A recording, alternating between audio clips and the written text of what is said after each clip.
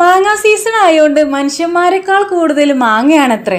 ആരും അങ്ങനെ പറഞ്ഞു കേട്ടിട്ടുണ്ട് കേട്ടോ. നമുക്ക് ഇവിടെ ആദ്യത്തെ പോലെ ഒന്നും അങ്ങനെ മാങ്ങ ഒന്നും കിട്ടുന്നില്ല കേട്ടോ. അപ്പൊ ഇങ്ങനെ നമുക്കിന്ന് ഫലൂദ ഉണ്ടാക്കിയാലോ? അപ്പോൾ ഇത് ഞാൻ മാങ്ങാപ്പൾപ്പ് മിക്സഡ് ജാറിലിട്ട് കൊടുത്തിട്ടുണ്ട്. പാല് പഞ്ചസാര ഇട്ട് നന്നായിട്ട് ബ്ലെൻഡ് ചെയ്തെടുക്കുക. പിന്നെ പാലിലേക്ക് കുറച്ച് പഞ്ചസാര ഇട്ട് അതിലേക്ക് സേമിയ ആഡ് ചെയ്തതൊന്ന് വേവിച്ചെടുക്കാം. പിന്നെ ഇത് 5 മിനിറ്റ് കസ്കസ് കുതിർക്കാനായിട്ട് വെച്ചിട്ടുണ്ട്. ഇനി ഇത് മിക്സിയുടെ ജാറിലോട്ട് കുറച്ച് പാൽ ഒഴിച്ച് കൊടുക്കുക.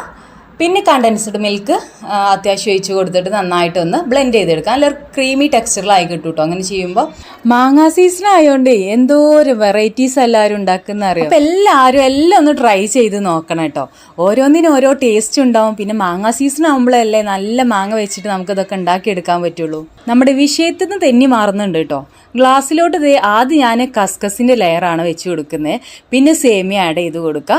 പിന്നെ മാംഗോ പേസ്റ്റ് ആഡ് ചെയ്യുക. അങ്ങനെ ഇത് മൂന്നും റിപ്പീറ്റ് ആയിട്ട് നമുക്ക് ഗ്ലാസ് ഫില്ല് ചെയ്ത് കൊടുക്കാം. നമുക്ക് വീട്ടിൽ സുലഭമായിട്ട് കിട്ടുന്ന നാടൻ മാങ്ങ ഇതിന് യൂസ് ചെയ്യാം. കൂടുതൽ ആരുള്ള മാങ്ങ എടുക്കരുത് എന്നുള്ളൂ കേട്ടോ. അത് പിന്നെ ഒരു അതിൻ്റെ നാരൊക്കെ ഇങ്ങനെ കടിക്കുമ്പോൾ ഒരു ബുദ്ധിമുട്ടല്ലേ.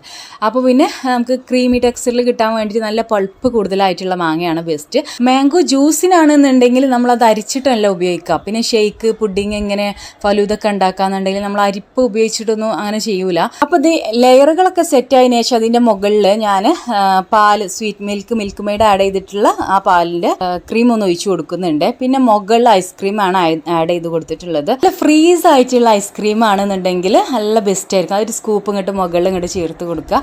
അതിൻ്റെ മുകളിൽ കൂടെ നമുക്ക് ഞാനിവിടെ പിസ്ത ചെറുതാക്കി ചോപ്പ് ചെയ്താണ് ഇട്ട് കൊടുത്തിട്ടുള്ളത്. നിങ്ങളടുത്ത് അവൈലബിൾ ആയിട്ടുള്ള നട്ട്സ് ഒന്ന് ജസ്റ്റ് ക്രഷ് ചെയ്തിട്ടൊക്കെ ഇട്ട് കൊടുക്കുക. അല്ലെങ്കിൽ ഡ്രൈ ഫ്രൂട്ട്സോ ട്യൂട്ടി ഫ്രൂട്ടിയോ നമ്മളടുത്ത് അവൈലബിൾ ആയിട്ടുള്ള ഇത് വെച്ചിരുന്ന് ഡെക്കറേറ്റ് ചെയ്ത് കൊടുക്കുക കേട്ടോ. അപ്പോൾ ഇത്രയേ ഉള്ളൂ. മസ്റ്റ് ട്രൈ ആയിട്ടാണ്. നല്ല ടേസ്റ്റിയാണ് കഴിക്കാനായിട്ട്. അപ്പോൾ എന്തായാലും ട്രൈ ആക്ക്. അപ്പോൾ ഓക്കെ, ടാറ്റാ, ബൈ ബൈ.